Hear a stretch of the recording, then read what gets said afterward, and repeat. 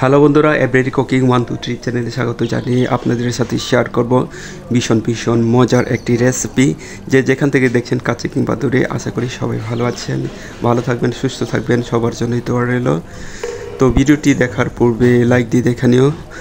Like দিতে কার্পণ্য করো না, কারণ আপনাদের একটি মূল্যবান লাইক আমাকে ভিডিও বানাতে উৎসাহিত করে। তো বন্ধুদের মাঝে শেয়ার করে দিও। তো আপনি যদি আমার এই চ্যানেলে নতুন হয়ে থাকেন, সাবস্ক্রাইব করতে একদমই ভুলো না। তো এইখানে আমি নিয়েছি ডাটা সবজি। ডাটাগুলো ভালো করে কেটে কুটে পরিষ্কার করে নিয়েছি। আর ছোট গোল আলুগুলো কেটে নিলাম। আর টমেটোগুলো লম্বালম্বি করে কেটে নিয়েছি। কাঁচামরিচ নিয়েছি, কাঁচামরিচগুলো ফালি করে নিয়েছি। আর আদা রসুন পেস্ট। তো আজকে মাছ হবে এই গুতুম মাছ বলে এটা। গুটু মাছগুলো ভালো করে কেটে কুটে পরিষ্কার করে নিয়ে নিচ্ছি। আর এখানে নিচ্ছি হলুদ আর লবণ। তো ভালো করে মিক্স করে নিতে হবে যেন ভেজে নিতে সুবিধা হয়। ভালো করে মিক্স করে নিলাম। এরপর এইখানে নিয়ে নিচ্ছি আপনার টমেটোগুলো ভালো করে সুন্দর করে ব্লেন্ড করে নিয়ে নিলাম। তো যাওয়া যাক মূল পর্বে।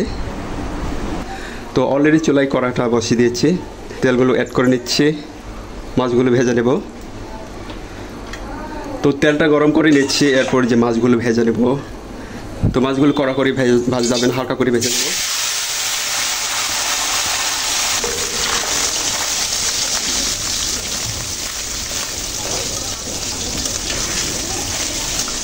তো মাছগুলো 1 থেকে 2 মিনিট সময় নিয়ে ভেজে নিয়েছি।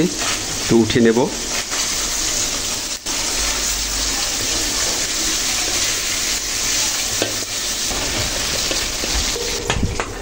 মাছগুলো কত সুন্দর করে ভেজে নিলাম, দেখো একদম ভাঙিনি।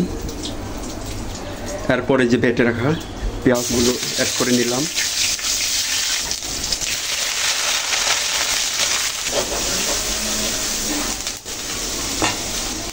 এরপর যে আদা বাটা 1 চা চামচ আর রসুন বাটা 1 চা চামচ অ্যাড করে নিলাম।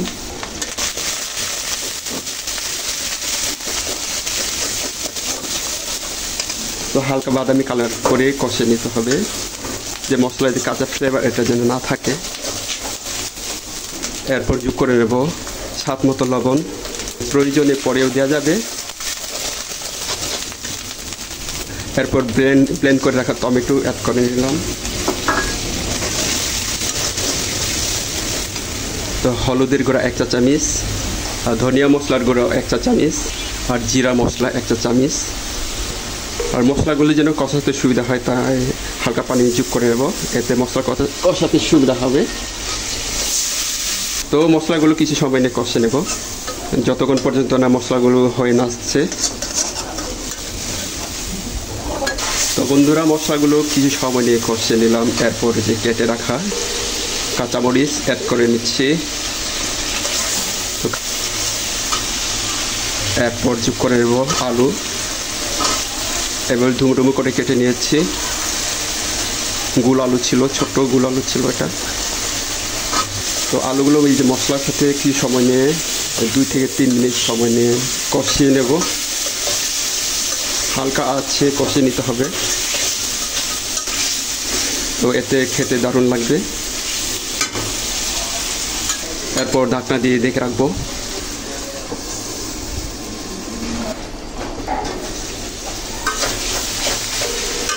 তো 2 মিনিট সময় নিয়ে আলু সবজিগুলো কষে নিয়েছি।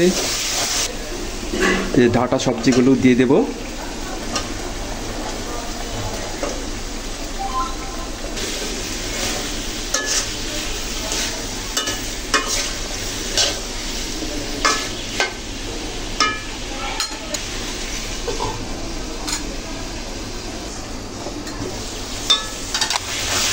তো বন্ধুরা দেখো, সবজিগুলো কি সময় নিয়ে কষে নিচ্ছি।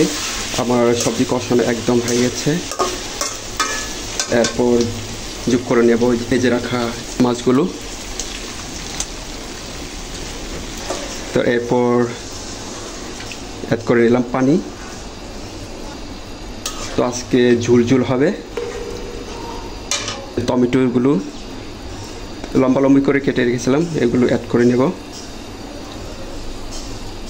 এরপর ঢাকনা দিয়ে ঢেকে রান্না করে নেব 10 থেকে 15 মিনিটের মতো। চুলার আঁচটা একটু বাড়িয়ে দেব।